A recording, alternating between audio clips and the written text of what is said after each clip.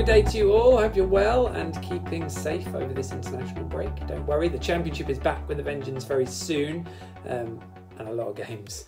Just to keep you tied over, we're about to bring you a section from this week's On the Ball podcast, which you can listen to in full on all your usual podcast players. But as a little taster, as usual, here is a section with myself, NCFC numbers Steve Sanders, and former Norwich and England striker Dean Ashton. Hope you enjoy it. In the meantime, loads to get tucked into, of course, over at The Athletic, including one feature on the current under-23 side excelling, and big hopes for those, and another piece on what it's like if you then get released and what you have to do, the process, and finding that your Norwich City dream hasn't become a reality. So two pieces that took a bit of time, but certainly worth a read, I like to think, over at The Athletic. Subscriptions are still £1, I think, for a limited time per month. So have a look at theathletic.co.uk. In the meantime, enjoy yourselves and enjoy this section with myself, Steve and Dean from this week's On the Ball podcast. I will catch you on Friday for another live debrief. See you then, of course, once the transfer window is closed. We can put it all to bed. How exciting. Anyway, here's that section of On the Ball. The one news didn't involve any crown jewel from last week, which was Tim Closer joining Basel on loan for the rest of the season. I did just want to bring up Dan Brigham's tweet, if I can. I've got it here. He says, from saying Norwich smells of football to oh no, how awful, to his genuine love of bats, to letting the ball run through his legs, to a Nell versus Nottingham Forest, to his infectious, ridiculous laugh, to his love for adventurous holidays, Tim Closer was very much one of a kind at Norwich. And then it's sort of the crying emoji, but not in a nice way. It's like a genuine sad cry, which kind of poses the question, I guess, Steve. Tim Closer, where are we with what he did for Norwich City? Well, I mean, first of all, yeah, I saw Dan's tweet actually, and it was really nice. He's always as effusive in his praise for others, so you can tell it's genuine. And I think it speaks to the fact that that Tim Closer, you know, I never came across him myself, but seemed like a genuinely nice and upbeat guy, and that will be part of his legacy on the pitch. I think by and large we will be talking about him as a successful signing. He obviously came in for a lot of money. May have even helped us survive in that year we were relegated under Alec Neil in 2016. Had he not got injured with 5-6 games of the season left. And I was thinking back to the season when we went up, actually, when he played the first half of the year and then got injured. And I think I remember him being one of our outstanding players in the first half of that season. I think people forget just how good he was because Godfrey kind of came in and raised the bar once again. But he scored some crucial goals. He forged a really good partnership with Zimmerman during that time.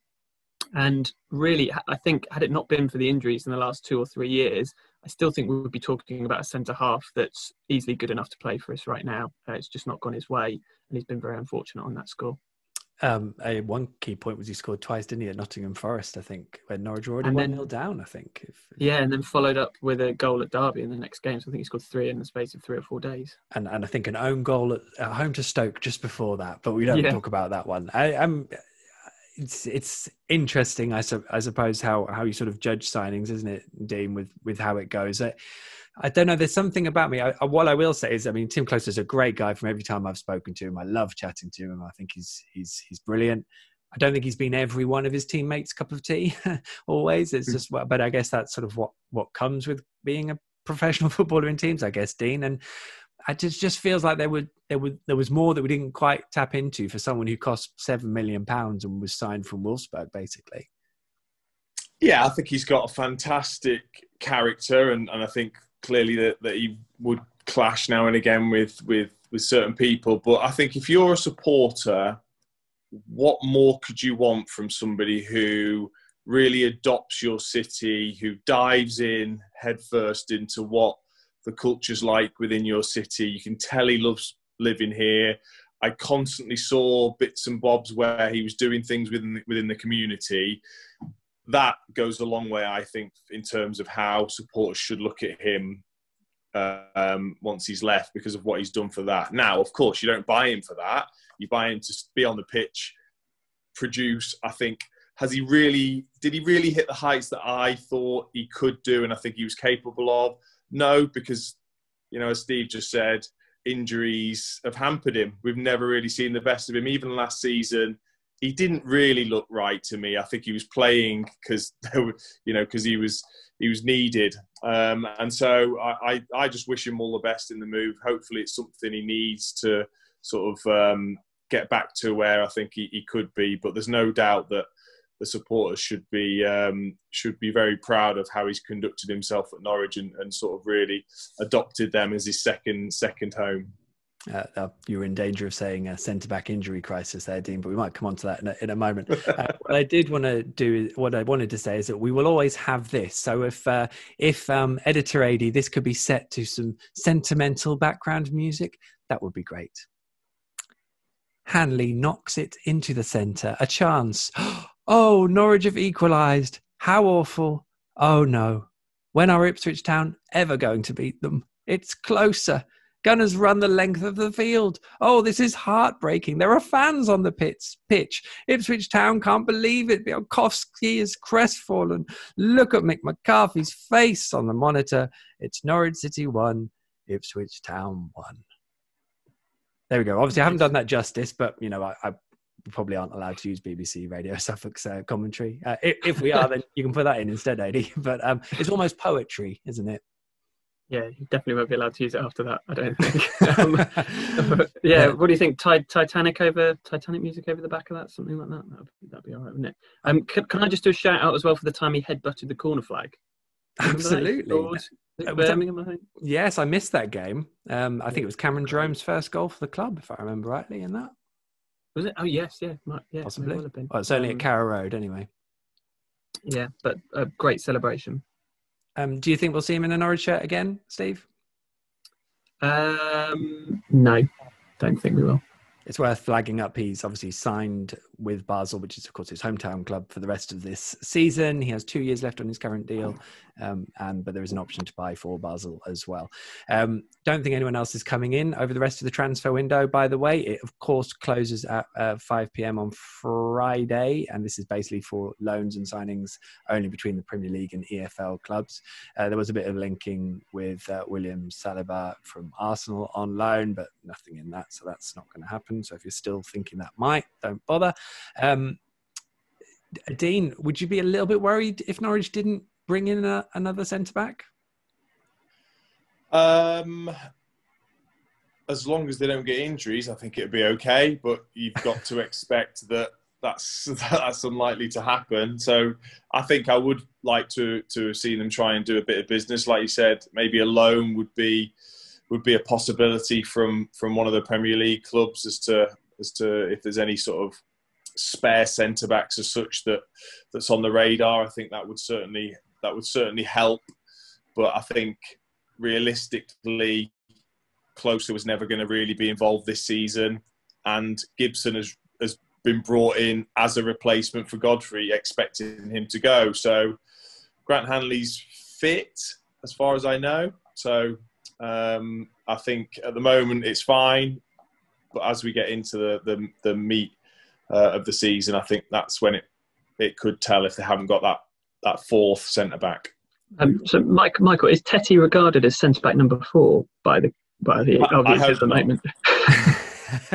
Dean saying he hopes not. I mean, it's I think they've sort of got three potential options as their fourth centre back. If 2 are injured and they're still playing 4-4-2, one would be Alex Tetty, who looked a bit more comfortable there in pre-season. But I mean, can you really judge in pre-season? Wouldn't be the same as coming up against Neil Mopai, I suppose. But he might still come up against someone quite decent in the Championship, you'd imagine. So yeah, he's one option. Jacob Sorensen is another. He plays centre back for Denmark's under 21s, and I think the Danish team like him playing there, and he's played there a fair bit. So I think he is seen as an option there, of course, but he hasn't played any Championship football at all, never mind in what I guess is his kind of secondary position.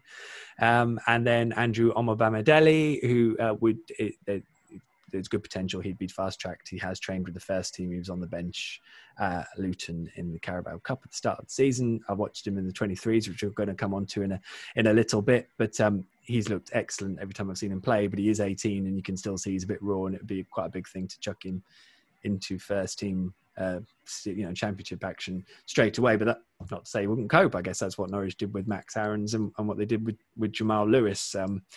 But they, I suppose, to a degree, came into sides that weren't probably carrying expectation of really, doing well in the division, I suppose. But I suppose that's the balancing act as well, isn't it, Dean? With bringing in a loan, where you're judging a sort of a promising youngster from a Premier League club compared to a promising youngster you've got yourself. I imagine that must be so hard to judge. Yeah, I think it's a really difficult balance for the club. You're right, and I think they would probably sway towards bringing in a youngster. I think that's the way the club are certainly going, and it's worked. So why wouldn't they continue to use that? And also, I always think with clubs like Norwich, if you're putting in so much effort, you're signing players at sort of that 17, 18, 19 years of age and playing them in the 23, then they're the ones that, if you're putting in that investment and that time and effort into that, then you have to then give them that option and that being able to fast track into the first team and give them the chance rather than maybe bringing in a loan signing. The only way I would bring in a loan signing, if it's, say, for example, a centre-back, would be somebody that's going to walk in and be a starter in your 11. Otherwise, I don't really see the point. Exactly. Which, again, is why Akin Famewo has gone out on loan to Charlton in League One to get games, because he needs them for his development, almost at his personal game. And I suppose to a degree to Norwich's expense, but they'll hope he comes back and is involved next season. The good news is now the international window is closed. It's all gone nice and quiet with Fenerbahce fans talking about Emi Buendia. I think they've understood that he's not going, so that's been a nice quiet week for me. So we've also got Emi Buendia, Todd Cantwell, Max Aarons is away with the 21s, England 21s at the moment. Steve, all staying, aren't they? A bit of Leeds extra chat about Todd Cantwell in that Victor Orta, I think, spoke about them liking Todd, but I think we all kind of know that it's where he is on their list and whether they want to buy him, which I'm not really sure is there.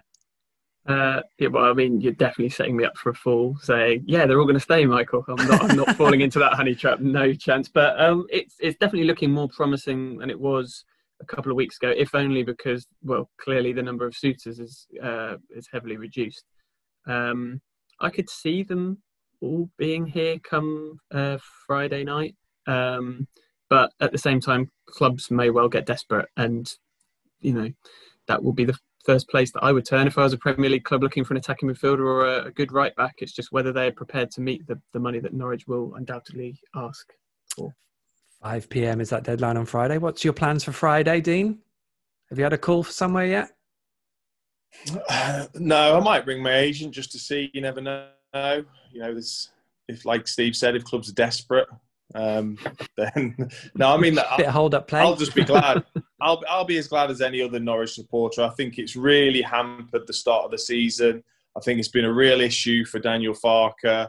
He has come out and spoke about Buendia and Cantwell, and there's no doubt, I've been there. It does affect you, especially someone like Todd, who he's a Norwich boy. He clearly loves the club, but he'll have his own ambitions. He'll be ambitious to play at the top level. He's had a taste of it. When you've had a taste of Premier League football, you don't want to play Championship football. You just don't. It's rubbish compared to the Premier League. So you don't want to be there. So he's going to be really conflicted. And when you're young and you've got a lot of sort of press interest and rumours, it is difficult to focus. So I'll be really glad when Friday's over and Daniel Farke can sit down and just see what squad he's got to deal with. And I think we'll see a difference in the squad and the mentality within a week or 2 weeks of it closing.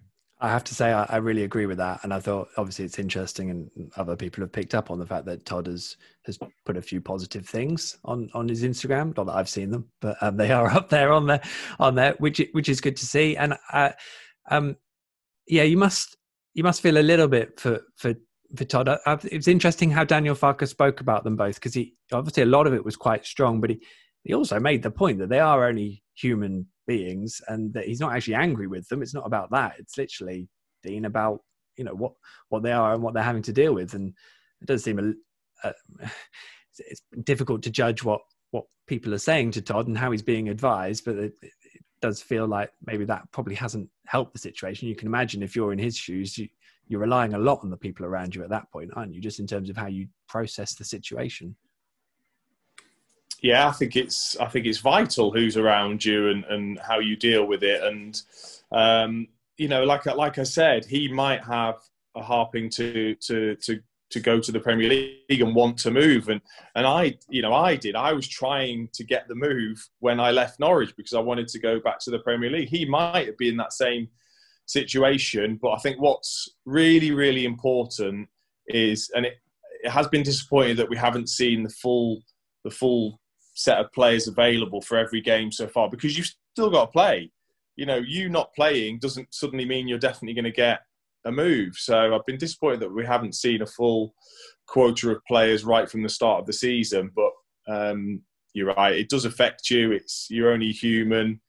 And hopefully things can settle, and then the people that have probably been in his ear will remove themselves, and he can get on with playing football again. Because that's the only way. I was hoping Todd was going to be the player of the season this season in the Championship. I think it's set up perfectly for him to go and dominate the league. Just wondering that season when we got relegated, were you aware of any interest over the summer in yourself where you thought, oh yeah, that'd be a good move?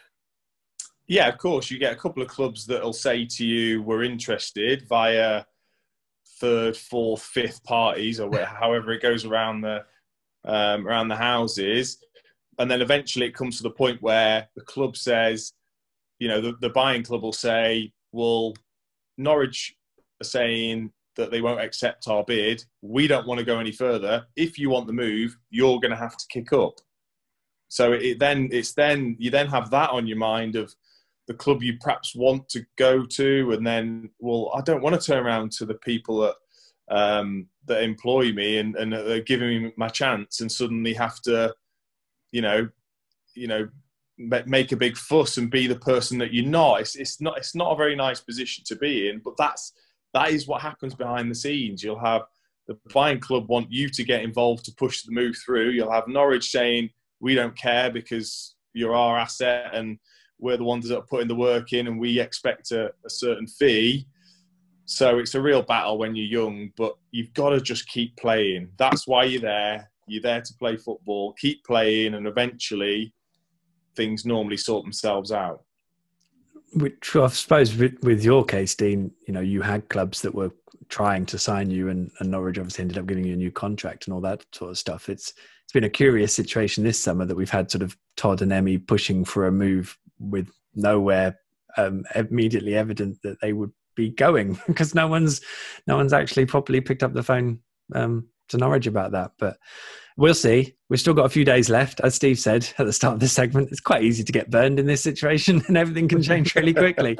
So expect all three to fly out the door. We will see. But the good news is the next time you hear a podcast from us, it'll all be done. Until January.